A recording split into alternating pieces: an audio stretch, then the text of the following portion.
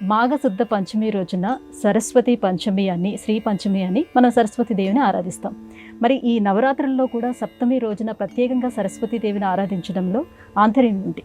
ఇచ్ఛా, క్రియ, జ్ఞానశక్తులు అనే మూడింటితో నవరాత్రులలో మనం అమ్మవారిని పూజించాలి.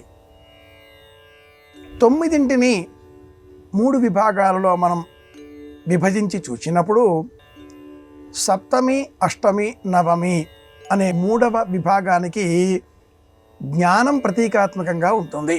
ప్రథమ చరిత్రము, మధ్యమ చరిత్రము, ఉత్తమ చరిత్రము అంటూ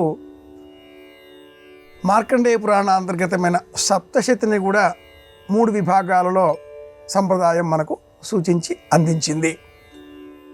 ఈ క్రమంలో సరస్వతి ఎలా ఉంటుంది, రూపం ఏమిటి, ఎందుకు ఈ విధంగా స్తోత్రం చేయాలి, ఈ వర్ణన అంతా ఏమిటి?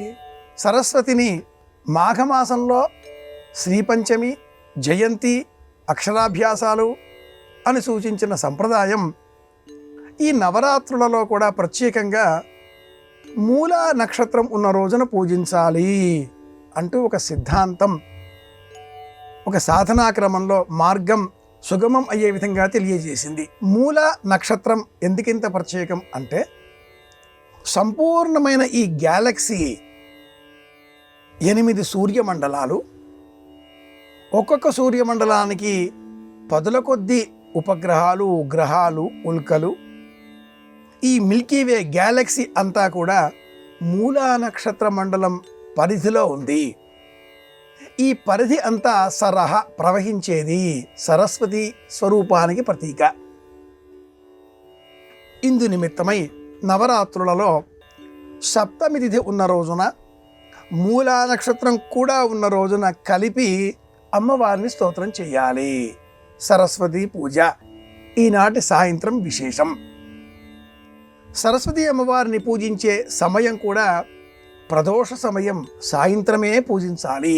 సరస్వతి వ్రతం అనే పేరిట ఈ నవరాత్రులలో ఈరోజు విశేషంగా చిన్నారి బాలబాలికలను ఇంటికి రప్పించి వారికి వ్రాసే నిమిత్తమే వినియోగించేటటువంటి పరికరాలు, పూర్వకాలంలో అయితే పలకలు, అలాగే వాటి మీద వ్రాసే శుద్ధ మొక్కలు, వాటిని అందించేవారు. కాలంలో వచ్చిన మార్పులకు అనుకూలంగా నోట్బుక్లు, పెన్నులు, పెన్సిళ్ళు, కలాలు వీటిని వ్రాసే నిమిత్తం పిల్లలకు అందించాలి. అలాగే నవరాత్రి పీఠ, ఆరాధన, కలశం ఇలా చేసుకునేటటువంటి పక్షంలో ఆ చోట ఈ రోజున వ్యాసపీఠం ఉంచాలి.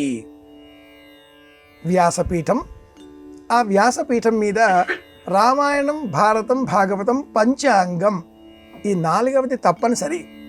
భారతం, భాగవతం, రామాయణం మూడింటిలో మన ఇంట్లో రామాయణం ఉంటుంది, భాగవతం ఉంటుంది, భారతం ఉండే అవకాశాలు తక్కువ. ఏ గ్రంథాలు ఉంటాయో ఆధ్యాత్మిక గ్రంథాలు, వాటిని మట్టుకు ఈరోజు తప్పనిసరిగా ఆ వ్యాసపీఠం మీద ఉంచి సాయంత్రం వేళన అమ్మవారిని అర్చించి పాలు నివేదనగా సమర్పించాలి. సరస్వతి పూజ ఈ నవరాత్రులలో ఎందుకొరకు అంటే, ఈ మొత్తం విశ్వమంతా కూడా ఆమె అధీనం, జ్ఞానాధీనం కనుక జ్ఞానాన్ని వృద్ధి పెంపొందింపజేసుకునే నిమిత్తమై మూలా నక్షత్రం, సప్తమి తిథి, సరస్వతి పూజ ఇది కారణం.